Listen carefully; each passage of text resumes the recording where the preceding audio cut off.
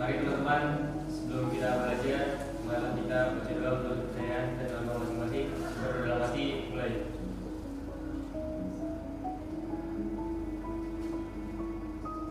Selesai. Oke, teman-teman sekalian, sebelum kita mulai, Bapak ingin mengecek absensi kehadiran kalian. Abi Surya Prasetyo, Hadir. ada Muhammad Abdullah, Hadir. Aldi Vigo, Hadir. Aulia Rizky. Ada yang sudah tahu berkaitan tentang apa? Tentang hari kiamat. Kehidupan pada hari akhir. Kalian bisa buka paketnya di halaman 70. Iman kepada hari akhir, atau bahasa lainnya iman kepada hari kiamat. Kalau kalian lihat di gambar ini, ada yang bisa menggambarkan kira-kira ini gambar apa sih? Kalau yang pertama ini gambar apa? Kurang ini?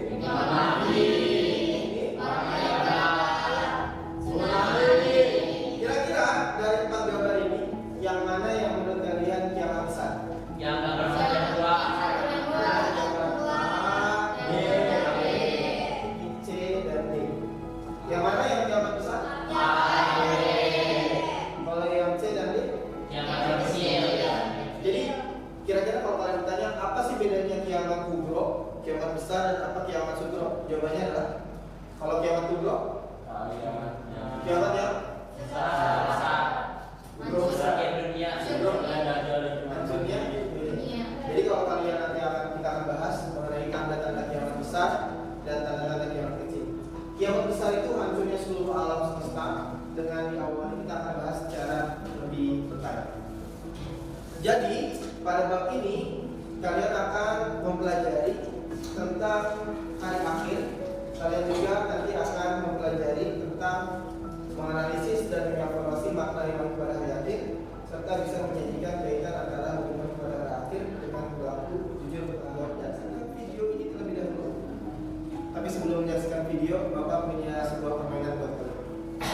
Nama permainannya Dokterin Berkata. Kalau ada kata-kata dokterin berkata, kalian harus ikut perintah dari dokterin.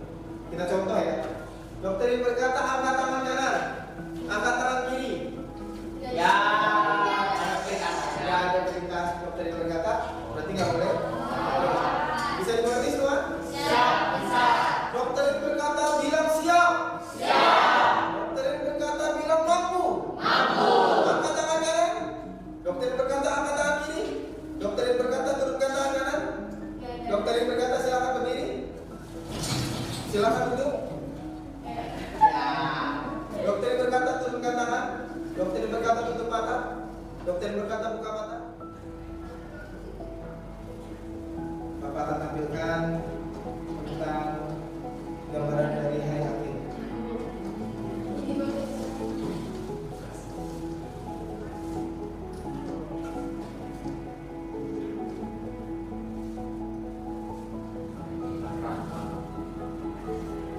إذا الشمس كورت والنجوم انكدرت وإذا الجبال سيرت وإذا العشار عطلت. And when beasts or camels that are pregnant will drop their babies. In another verse in the Quran, Allah subhanahu wa ta'ala says, Ya ayyuhan nasu taqu rabbakum. O people, guard yourselves from the anger of Allah or the punishment of Allah. يا أيها الناس اتقوا ربكم إن زلزلة الساعة شيء عظيم. The rumbling of the last hour is something great, enormous, huge, unbelievable. If Allah says it's عظيم, something unbelievable. إن زلزلة الساعة شيء عظيم. Why? Allah says يوم ترونها تذهل كل مرضعة عما أرضعت وتضع كل ذات حمل حملها وترى الناس سكارى وما هم بسكارى ولكن عذاب الله شديد. Which means on that day you will see every woman that is pregnant. The baby will be be dropped. She can't hold it out of fear. Every single woman is pregnant.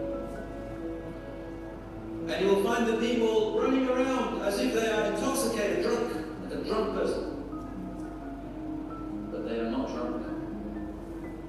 But the punishment of your Lord is so scary, so hard. So Allah keeps on saying, وَإِذَا الْوُحُوشُ وَإِذَا الْبِحَارُ سُجِّرَتْ. The ocean also will lose its balance. Imagine. We all witnessed television examples of the tsunami. It's only little examples happening now. Allah tells us when the oceans really lose their balance. Big tsunamis. And imagine, it's undescribable. When you hear these things, mountains of earth crushed, the sun losing its light and power, the stars colliding with one another, the oceans losing their balance and their laws of balance and all that stuff. This only tells you that there is a terrible imbalance happening in the universe, in the solar system, gravity, everything, as though everything is reversed. As though gravity is being lost, everything is being reversed. Allah subhanahu wa ta'ala also tells us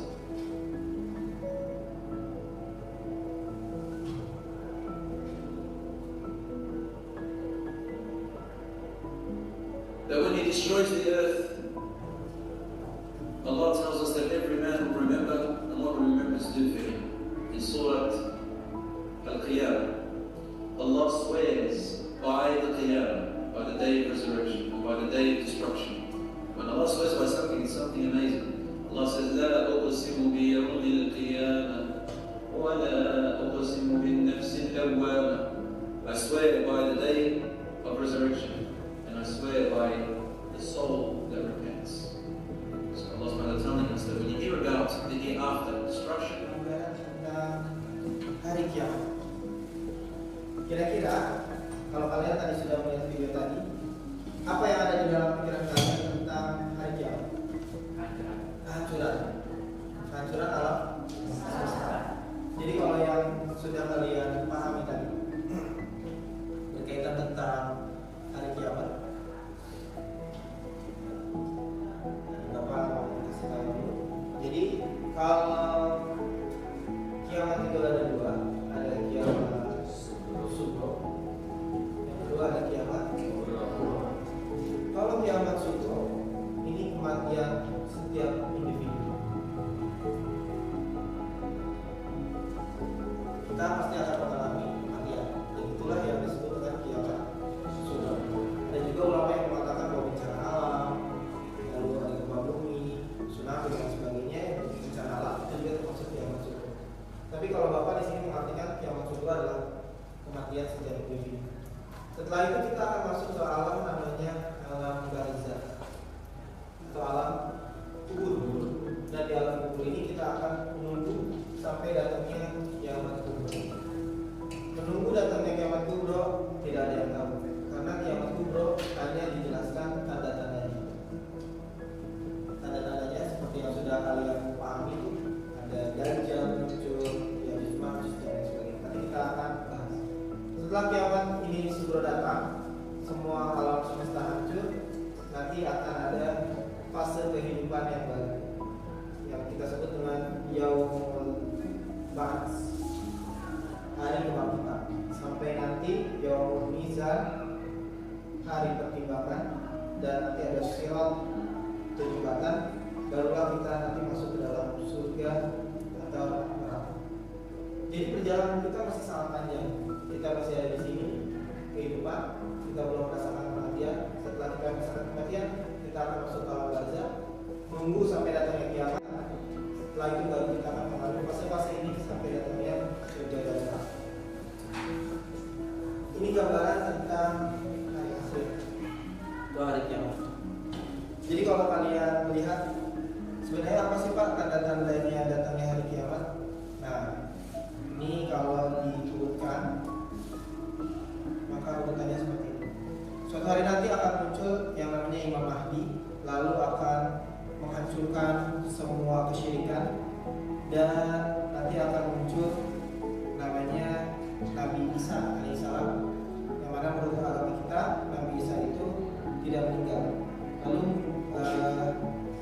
Nabi Isa nanti akan membunuh Dajjal, lalu nanti akan muncul baru Ya'juj Ma'juj, meninggalnya Imam Mahdi, meninggalnya Nabi Isa, baru mencabutkan Islam secara sempurna, terbit matahari dari arah barat, keluarnya Dabar, keluarnya asap, dihancurkannya Ka'bah dan Madinah, pemenangan bumi di barat dan di timur, pemenangan bumi di tanah Arab, keluarnya api di Yaman, dan baru terjadilah yang besar. Proses ini sangat cukup panjang nanti yang akan terjadi dari kiamat. Perang dunia ketiga, munculnya Imam Mahdi dan lain sebagainya, semoga kita tidak merasakan ini, karena tanda-tanda datangnya hari kiamat ini akan sangat berat dirasakan. Sebagaimana yang selalu kita baca doa, akan ketemu dengan periode akhir, ada yaumul ba'ats, ada yaumul hasyr, dikumpulkan di padang mahsyar, ada yaumul hisab, yaumul mizan, lalu ada sirat atau dunia. Nah, sampai di sini materi yang sudah Bapak sampaikan. Ada yang ingin mengajukan pertanyaan? Boleh dari sini. Bagaimana ciri-ciri makhluk yang bernama Dajjal? Bagaimana ciri-ciri makhluk yang bernama Dajjal? Pasti kalian suka dengar kan? Nanti akan muncul Dajjal. Gimana ciri-cirinya Pak makhluk yang bernama Dajjal? Oke, good job. Good question. Ada lagi yang mau bertanya? Silakan ya. Siapakah yang dibebas dari Dajjal? Apa alasannya dan mengapa Nabi Muhammad? Bukan Nabi Muhammad yang nanti akan membunuh Dajjal. Siapakah yang akan memerintahkan kepada kalian untuk berdiskusi? Kita akan bagi menjadi 4 kelompok.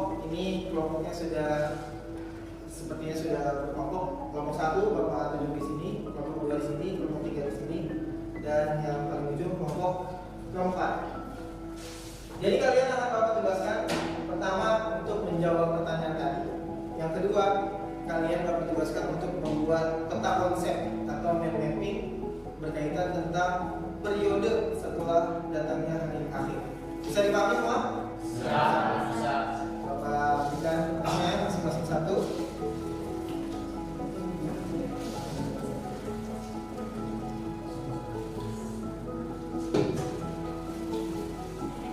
Silakan kalian cari informasi yang sebanyak-banyaknya berkaitan tentang periode hari akhir.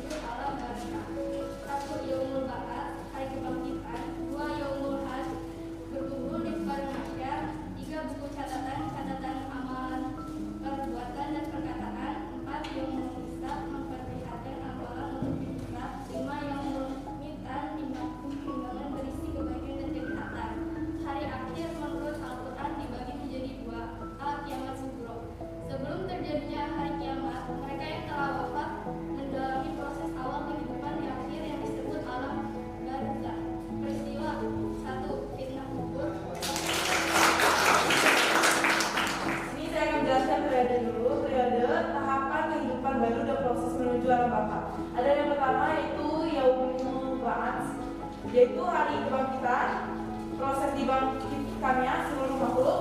Lalu kedua, yaumul hasyr, hari berkumpulnya manusia di padang mahsyar. Lalu yang ketiga ada yaumul hisab, setiap dosa yang dilakukan akan dihisab. Lalu keempat ada akhirat, jembatan yang terbentang di atas neraka menuju surga.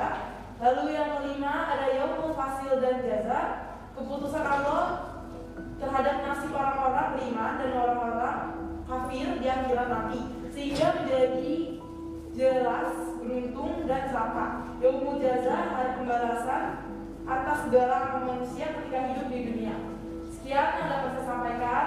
Kurang lebihnya mohon maaf. Wassalamualaikum warahmatullahi wabarakatuh. Oke, saya di sini akan menjelaskan lebih saja. Iman pada hari akhir, maknanya adalah hari akhir dan juga hari balasan. Hari akhir adalah hari kehancuran alam semesta secara total, termasuk isinya dan pelajaran kehidupan seorang makhluk. Kemudian saya akan menjelaskan perbedaan kiamat sugro dan kiamat kubro. Kiamat sugro adalah kiamat kecil dan contohnya datangnya kematian yang menimpa setiap manusia. Oke, bagus. Baik. Terima kasih buat kalian yang sudah mempresentasikan. Jadi kalau kita lihat tadi seperti sudah dijelaskan oleh kalian berkaitan tentang proses atau periode terjadinya sebelum kiamat besar. Tadi Dajjal, siapakah yang membunuh? Jawabannya adalah Nabiullah Isa alaihissalam, bukan Imam Mahdi. Terus tadi juga gimana ciri-cirinya Dajjal? Tadi sudah dijelaskan sama teman-teman kalian. Semoga dengan mempelajari iman kepada hari akhir ini, kita bisa menanamkan dalam diri kita bahwa kehidupan kita itu bukan cuma di dunia, tapi ada kehidupan nanti setelah kematian. Kalau kayak gitu, berarti kita harus mempersiapkan bekal untuk kehidupan kita di masa yang akan datang. Karena sangat disayangkan banget kalau kita hanya memikirkan hidup kita yang singkat di dunia ini, yang paling standar 70 tahun, tapi kita harus mengorbankan kehidupan kita di akhirat yang lamanya itu selama-lamanya. Jadi kalau bisa, apapun yang kalian lakukan di dalam kehidupan ini, kita cari sebagai nilai ibadah untuk bekal kehidupan. Di kegiatan terakhir kalian nanti akan Bapak perintahkan untuk mengerjakan